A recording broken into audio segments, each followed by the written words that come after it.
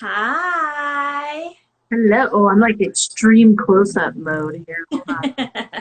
Good Lord. It's like Wayne's World moment. Right? I know. Like, extreme close-up. So funny. Um, it's funny. I was watching one of Brene Brown's videos the other day, Uh-huh. and like one of her lives, and somebody like in the comments was like, "You need to move your camera up." Like, because she had her face down here, and all the comments were like going over her face. But I was like, that's pretty ballsy to tell Brene Brown what, Right? Like, way to direct Brene Brown. like, I'm equally impressed and like, hey, maybe you should like CTFD on that one. Like, now, like, pretty sure Brene will be okay one way or the other. Right. So, oh my goodness. Holy cow. The Wonderful. sun, there's so many clouds over here. Like, the sun keeps going in and out of the clouds. Yeah. So, if I could actually get to the couch instead of like being in the office like I have been all day long. I'm actually envious. So, the way that we're handling being able to get things done in our house right now is to split our week. So, and split the boys apart. So, on Monday, Wednesday, Friday, and Sunday, the boys are split. I have Tyler, my youngest, upstairs, and then Cameron, my eldest, is downstairs with my husband, so he can have the run of the house. I don't have to control my year and a half old, or year and a half. So, and I've been hanging out in my bedroom all day. And I'm getting super tired of hanging out in my bedroom. I kind of miss my office. Not gonna Yeah. Well, you can have mine anytime you'd like. lie. Virtually though, we're Virtually, I can't actually step foot in your office. yeah, please don't. Please don't right now. Oh my So, gosh. how is your week going? How is this is basically like major week 2 of coronavirus lockdown, shutdown mode. Oh, so you're drinking because of that. Hi, Aubrey. Um, so Wait how's before I answer that.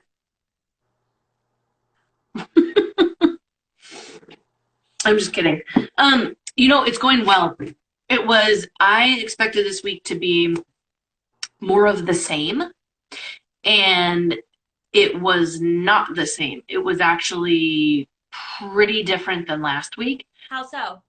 I think I am depleted a little bit more than I was last, where I think last week it was like, we can do this and it's week 1 and like everything's crazy. And we talked last week about like, holy cow, how do we kind of manage our emotions and how do we deal with this? And then this week, I expected to be more, I don't know, on target for what I was expecting of myself, where I thought I would have kind of a pattern down, maybe not a routine, but a pattern and like I think I'm wanting some sense of normalcy, and it's Mhm. like just not happening. Yeah. And that's been challenging and that was unexpected. So a good week, however, a little more challenging in some of those ways, and it's highlighted some stuff I need to work on for myself, but also for my family. So, how was your week? It was better. There have been all these articles about how we need to emotionally grieve whatever it was that we're looking forward to, right? And I was like, wow, yeah, that's really impactful. And then I realized I wasn't doing that. If anybody who's been following me knows that I have a youngster, and last week was really my finish line with having him home and being able to get back into my routine and my patterns. And what you're talking about is like getting back to normal for me. Like, I was already in a state of a bit of disarray. And so I was really looking forward to being like, okay, like now things are going to settle. And it was a finish line that I didn't get to cross. And I didn't acknowledge that until much later. And I went through the grieving process of saying, like, well, crap, we're not there yet. Like, it's not going to happen, right? And had to kind of downshift into a familiar operating system that I've been in for, while being pregnant and then having a newborn. But thinking about it differently because now everybody's in my space and my husband's in my space. So it's been a lot of powerful communication between my spouse and myself, making sure that we're both getting things done, that we're sharing the burden of having the boys home, and being able to express our stress in a healthy way to each other rather than blowing up because we both feel stressed and we feel like the other person's not doing enough and we're not getting enough done because we're super protective of the things we're invested in. And so we've had some really good productive conversations around that because we acknowledged it up front, like this is going to suck. Like that's just this is like, as much as we love our children and our spouses and what have you, like this is just going to suck because this may not have been the life that we all designed for ourselves, right? Like I can't even tell you that the number of times when I was under a lot of stress, I said to my husband, like, I didn't want to be a stay-at-home mom. Like, Yeah, kudos to you for God, kudos to you for just saying that out loud. like it's I, just like this is not the life that I had envisioned for myself, and that's okay. That doesn't mean I don't love my children. It doesn't mean that I'm not enjoying. There is silver lining to having them home. They're super fun and I enjoy them being around. But man, like this is not the life that I was designing for myself. And so it feels super uncomfortable and it feels extra stressful. yeah. I like how you acknowledged it's just gonna suck. You know what I mean? Like, and I might amend that, and I think you might too, of parts of this are just Yes, going to suck. just going to suck. Right now, and when you bump into it, like I would love to create a catchphrase for like, ooh, there's the suck. Like, you know what I mean? So when you bump into it at home, that there's like a framework you can apply for it of like, hey, whoa, we're stepping into something that's just crappy, rather than expecting us to be different or, the other adult human in our home to be different, Right. if there is one. You should just go like hashtag eggplant emoji. Yeah. Because then your child won't know what you mean. Because like that's the other thing too. The last thing we need is toddlers running around going suck, suck, suck, suck. Mhm. So Oh, my toddler's running around saying definitely worse than that right now. I was like, oh, perhaps this is an opportunity to work on mommy's swearing habit. Like, let me reframe this into an opportunity to work on that. thanks, Elizabeth. Yes, hashtag eggplant emoji. There you go. Yeah, Elizabeth, make that a thing. We appreciate that. um, Go ahead. no, go ahead. I was just gonna ask you, how so you said you were tied to your office today, so let's talk about like the productivity paradox. Do you want to introduce everyone to that? What does that mean, and how Yeah. is it showing up in your world right now? Um, so also hashtag eggplant emoji. So the productivity paradox, when Jen and I were talking earlier this week about, just checking in what's going on in our businesses, what do we want to talk about from our couches or wannabe couches this week, we were talking about this prevailing sense of, holy cow, I'm working remotely, I'm at home all the time now, and I should be producing more. So, my example was there's a project that's literally been on my like home project list for 4 years that I feel like by now I should have completed in the 2 weeks of staying home that we've been doing. At the same time, I'm trying to actually produce my normal workload, what I would do in a time when I don't have my husband all day long and I don't have my, almost 2-year-old all day long or the dog coming in or whatever it is. And this paradox of feeling like we should have so much more time or that we should have even an equivalent amount of time Yeah. and need to or want to produce at those levels, the same level or this perceived higher level that we should be at. Well, what's actually happening for a lot of us is capacity has diminished. Yeah. I know my mental capacity for what I can create, build, do, manage is diminished because it's simply going elsewhere. And having a kid at home or even having another human in the house alone or a needy pet or whatever it is, the Roomba interrupting you if you have one of those, um, that's hitting our capacity too. And so when we were talking about this, like this paradox of I feel like I should be doing so much more, and yet I feel like I'm actually producing so much less. Yes. So that's what we wanted to tackle today. So I went through my daily, in my preference for routine and predictability, I went through what I would normally have in a work day, Mhm. typical work day, amount of time to work, even kind of minus, being in transit to places or calls or interruptions, whatever. And I gauged it at usual to be about 8.5 hours a day. Okay. So that includes being up a couple hours before the little one gets up. That includes, handling phone calls while I'm driving, that kind of stuff. Um, I estimate right now my available time, if I look only at that same time frame, is about 3.5 to 4.5 hours. Simply because of changed demands on my time and attention. My partner Sean, he's here. He's working online, teaching online. He's a high school teacher.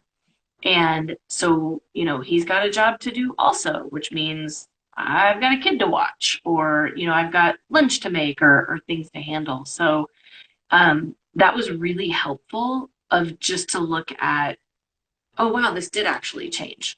Yeah. Like, I'm not in the same environment plus two humans that I was, 3 weeks ago. So that was helpful to me. Yeah. First, I want to acknowledge Elizabeth. Unfortunately, we can't make the humans go away. Everyone's unfortunately practicing social distancing. And unfortunately, my toddler hasn't gotten the memo. Yeah, So, mine neither. Mine neither. um, it's interesting that you say that. And, actually sitting down and realistically calculating what can you do, right? The lie that I told myself was like, okay, my husband's going to be in my space, my kids are home, so what I'm just going to do is I'm going to shift my hours, right? Like, okay, like as if my kid only needs me from 10 a.m. to 2, right? Like that's not true. So the lie that and the struggle that I went through was I was like, okay, well, I can work before the kid wakes up, and then, all hell will break loose, and I'll work during nap time, and then all hell will break loose again. And then at some point, he's going to wear himself out, and we're going to go to bed, and then I'll work then. And what ended up happening, as Nicole's sitting there shaking her head like, that sounds like a nightmare, right? Is, No, it sounds like exactly what I tried. I'll show you my printed schedule that's behind oh, me. you printed a schedule. That's very bold of you. I Um, did. oh, no, I can't talk about my husband anymore. He just signed on. Um, Hashtag Team Hank, you're doing great. Hashtag Team Hank, you're killing it. But what the reality was is that I couldn't adjust that time. That's not realistic, right? Because where's the energy coming from? As we're in this space of handling the toddlers and handling whatever's going on in the house and whatever other projects you decide to take on, right? Like you're like, okay, well, I'm not getting anything like real work done, stuff that takes my brain, so I'm gonna go do the laundry, right? Like you're still expelling a bunch of energy.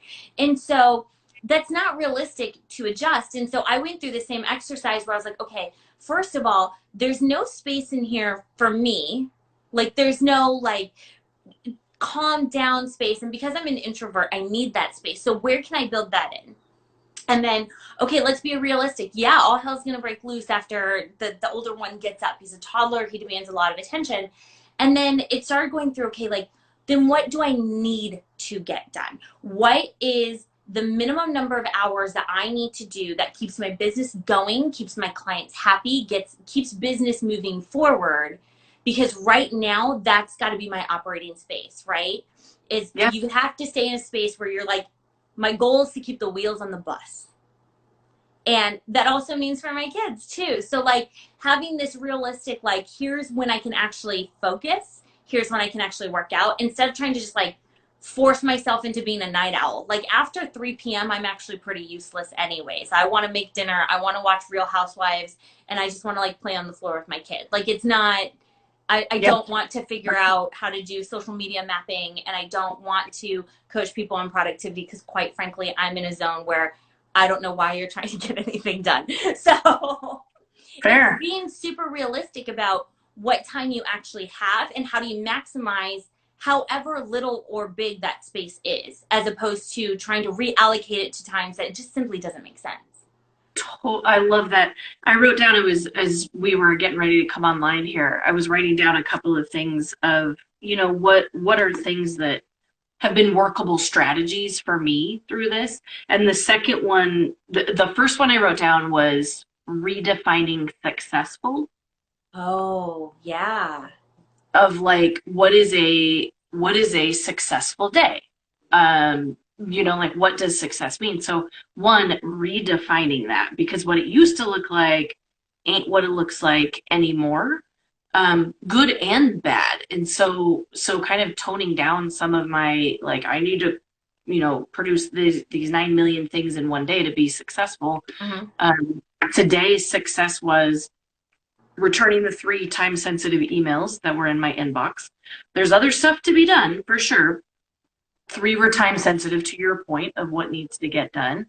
And I got to take my 14-year-old dog on a walk, my dog is, dying right now. So it's like success to me was prioritizing time to take her out Yeah. and getting one-on-one time with my toddler.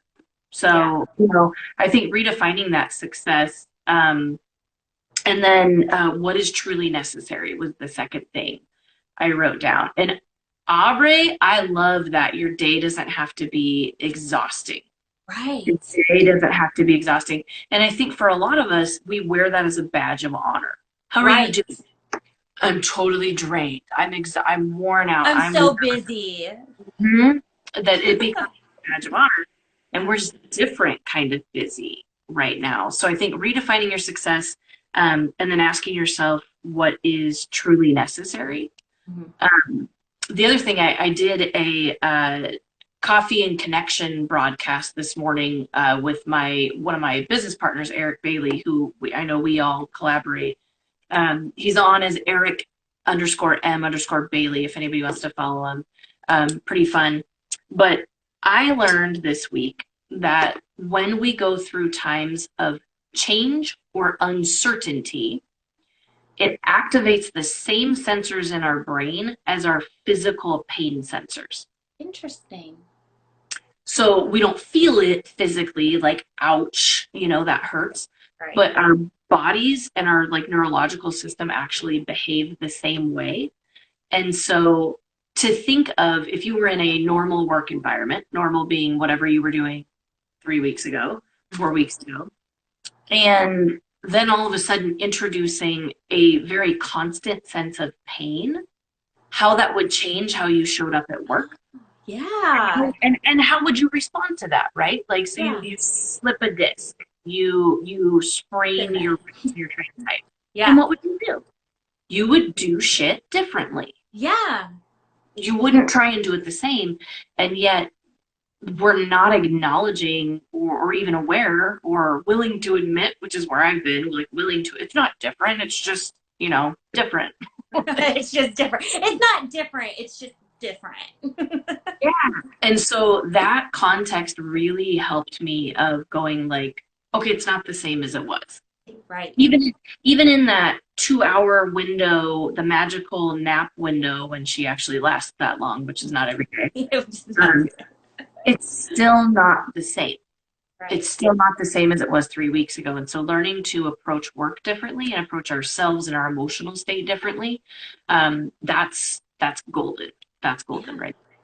Yeah, I totally agree. And it's, gosh, you said so many good things, because that's true, right? Like, we don't have this like physical reminder that things are different, right? Like, it's kind of like, you need to go take your pain pills because you start hurting. Whereas like, you don't know that it's time to slow down and relax and reset your expectations, because there's no reminder until you reach your emotional breaking point, and whatever that may be. Like, some people scream, some people yell, some people cry, some people just shut down emotionally and like walk out of the room, like whatever that emotional limit is at. You don't know it until you hit it. And so there's no other like warning sign reminders until you get there, right?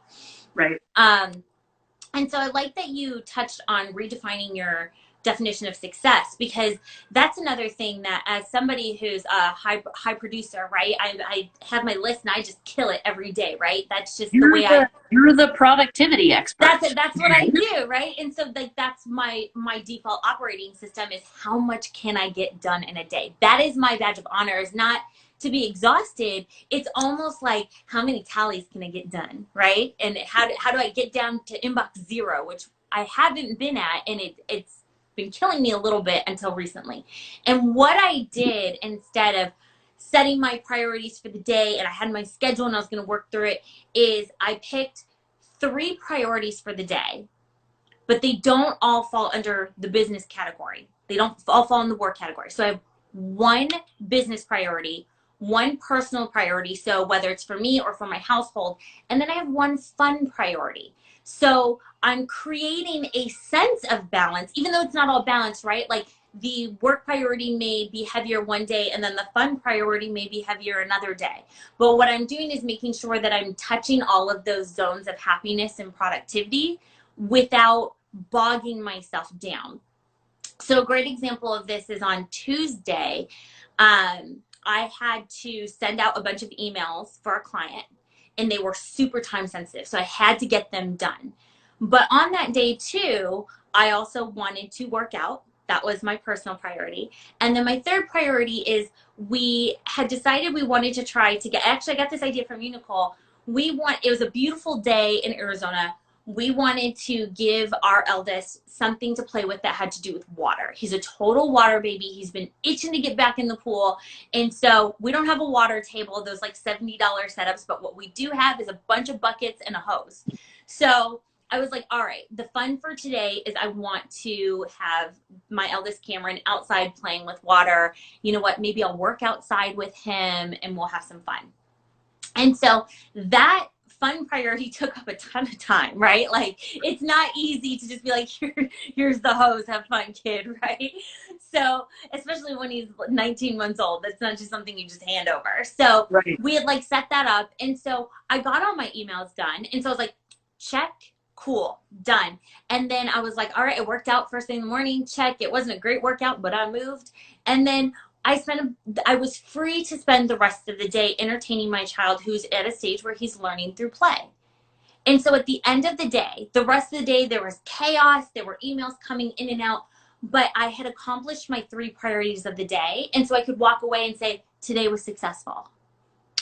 Cool. Did that feel good? It felt so good. My husband and I sat down at the end of the day, and we've been doing daily check-ins with each other. Like, how did today go? How is this feeling? Just to make sure that we're still in tune with each other. It's super easy to ignore your partner when chaos is going on with your kids, right? Like it's super easy to totally ignore that.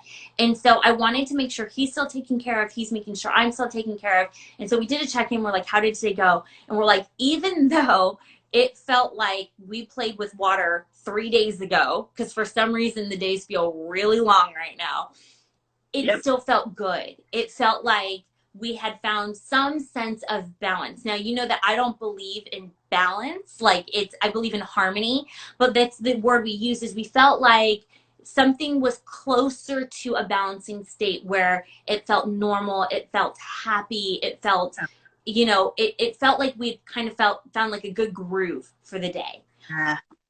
And so I I've love been following that pattern. I love that. I love that idea of just kind of reframing how you're viewing like those days, or what are those expectations? What are we actually looking to get out of this? I've been saying these are the fastest, slowest days ever. They Right. are. God, I get to the end of it and I'm like, where the F did that go? Like I didn't get anything done, or but at the same time when you're in them, I'm like, good God, it's only 1 p.m. Like, will this ever end? Will it ever be 3 p.m. so I can join Jen? Right. But one of the things that I am playing with, so I'm a big fan of, well, let me back up. I'm a commitment phobe.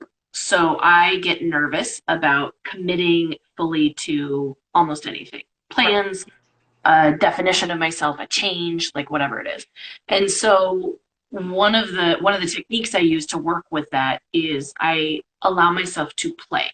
So I'm going to play with an idea. I'm going to try this on, which means it's not permanent, right? That's I very can, permissive. I really like that to say, like, I'm just going to play with this idea. yeah, Yeah, I like that. yeah. So try it out. So one of the things I'm playing with is how I have defined myself and how I could define myself. Interesting. So, so to the extent of, I am a high producer. I'm a optimal producer. I get more shit done in one day than almost anybody else except for you that I know. You know what I mean? And that's been a core part of my identity. And the problem is that doesn't fit right now, Yeah. at least not in the traditional way that I've defined it. And so I am playing with the definition of I'm highly adaptable. Ooh, I And am like, agile. Yeah. how different does that feel? Because then when I print the schedule for the day and then it doesn't work that way, I'm like, well, that's okay because I'm highly adaptable. You know what I mean? Like, and you know, with the toddler at home, we're in a Montessori school, and I love the Montessori environment. And I love the other parents I've met, but I also look at like the stuff they're putting out on Facebook, and I'm like, that is not what my household looks like right Right. you know, and so what part of that identity could I try on? And what part of it do I not need to try on or try to carry right now that's different than who I am? Because if you would have asked me 3 weeks ago, would you be happy, I don't know, being the stay-at-home mom type? And I just texted somebody yesterday, I'm not made for this. I'm not built for this. But that's also a self-definition that I've been applying. And Yes. so maybe I could be really well suited to parts of this, to Yeah. parts of this. And I'm allowing myself to play and to lean into some of those places rather than feeling like I need to lean into all of the places all the time. Right. Well, and so you made so many great points, and I have so many thoughts because the first thing that I said to Hank when we were putting together the like water bucket play area for Cameron is I said, you know, my big stress has been, and we're very fortunate in Arizona. It is warming up. We're getting into the weather that if you live in Arizona, you actually do enjoy this. Don't lie about it. But we're getting into the warm part of the year, right? Yep. And I said to him, I was like, I'm grateful for this. I'm grateful it's not raining. I'm grateful it's not cold because I really am a summertime mom. That is where my strength is. Cool. I am a let's go play in water, let's play outside, let's make a mess and then hose ourselves off because that's fun. I'm a summertime mom. The cooped up inside the house and figuring out activities that are minimal mess with a toddler, and because I'm a very messy mom too. Like I fully believe that they could dive in and make a mess and we'll get some soap and you'll be fine, right? And so I'm not good with the containment momming. So I'm trying to focus on what are my strengths as a mom. I may not be a stay-at-home mom, but what are my strengths as a mom and how can I leverage those in this situation? Okay, I want to come back to the messy mom thing. Keep going. Okay. The other thing that I really liked is you playing with redefining yourself, right? We use all this like self-limiting language all the time. Like, I'm not built to be a stay-at-home mom. I'm not confident enough to go on video. I'm not built for this, whatever it may be that you are limiting yourself to. And the thing that I try to focus on right now is what is a different way to define myself during a day? So the question is 70%. Oh, I lost Nicole. I'm just going to keep going with this. So, what if today I could be 70% CEO, super productive mommy, and then the other 30% I'm going to just be mom that uses cheat codes like microwave chicken nuggets. Okay, let's get Nicole back in here.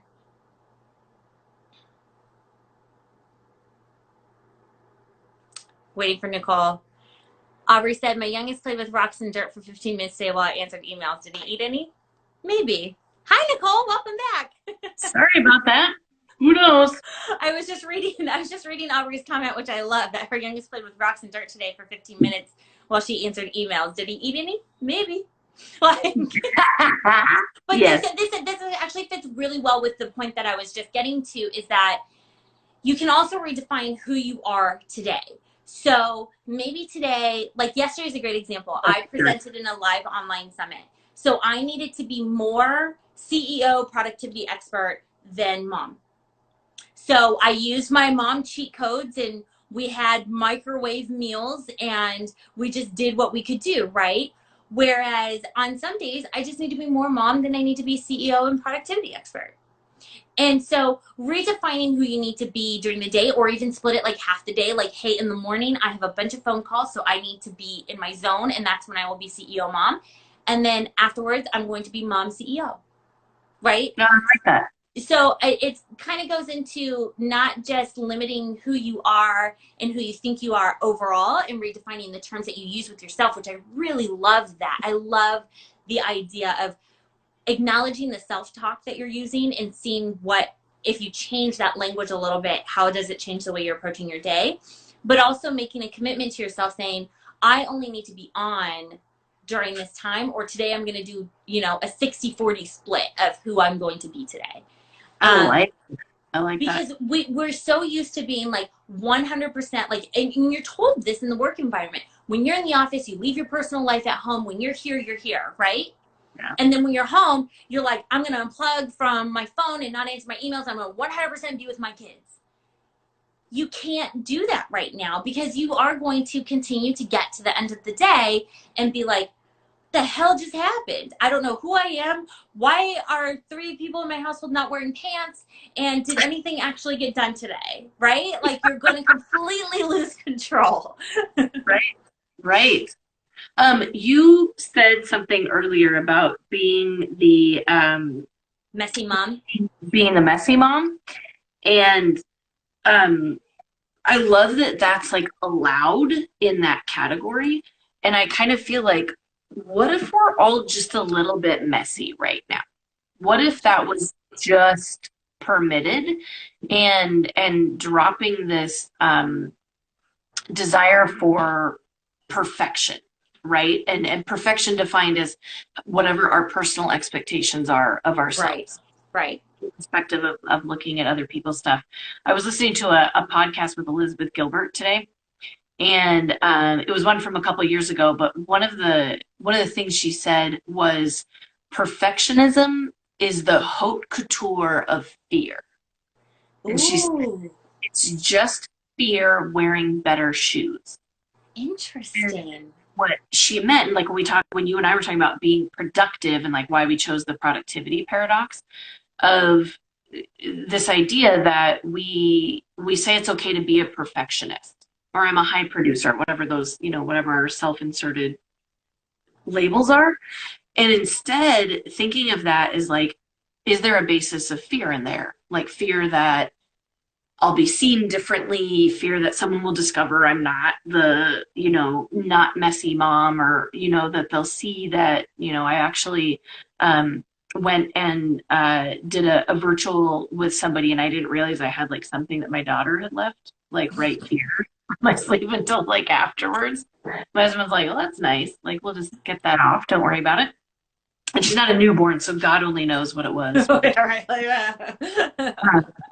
But yeah, that idea of like, is that part of what's going on for us, of that fear of not showing up in a certain way based on an ideal that may or may not even apply to us. So Right. for me, there's been a lot of, as I kind of close the week, there's a lot of freedom in what I've experienced and kind of navigated, also. So my kind of last piece of what I wanted to share today was, from that same podcast. And Elizabeth Gilbert said, there's no species on the planet more anxious about change than the human species.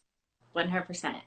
But there's also no species better able to adapt to it also. And she gave this, or no, it wasn't from the podcast. It's in her live video that came out today. And she said, in New York, you go out and people are standing 6 feet apart in the streets. and just on their phones, and it's not a big deal. That's just kind of like what life looks like. And she said, but if 2 weeks ago you would have told everybody, in Right. 2 weeks you'll be standing outside, not interacting, not blah, blah, blah, people would have lost their damn minds. Right. And she goes, but in the span of 2 weeks, like we adjust and we adapt. And so I think having that faith in wherever our productivity levels are at right now, that we can adapt, we can find new ways, and the printed schedule that works this week might need to change for next week or be thrown out altogether. Right. Um, or be more rigidly enforced because it could work, whatever that is. So I liked the hope of that ability to adapt to what's going on, especially in terms of productivity. That was very calming for me. Yeah, for sure. And that's the other thing is I just did this presentation yesterday, and I'll leave with this thought too, that um I and most people who follow me know that my foundation for all productivity is that there is no best way to do something. There's only the best way for you. And so this freedom to own how you're doing things and adapt it to, and again, that word adapt is coming up, adapt it to what works for you right now. And what doesn't work, what works today may not work tomorrow. You don't have to go week by week and say, okay, well, this is week one, this is what we're doing. Week two, this is what we're doing. Like, allow it to be fluid. Allow yourself to revise and revisit things and see what works and what doesn't work. And my husband and I have developed a schedule where it's every other day. So we're not doing the same thing every day, right? So allow yourself that grace to change.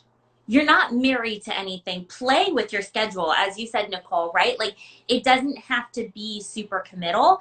And I think this is a really great time where you're going to learn a lot about yourself and how you prefer to work, how you prefer to operate, what you value. And that's kind of the silver lining of it all, right? We're under this really unwelcomed stress test.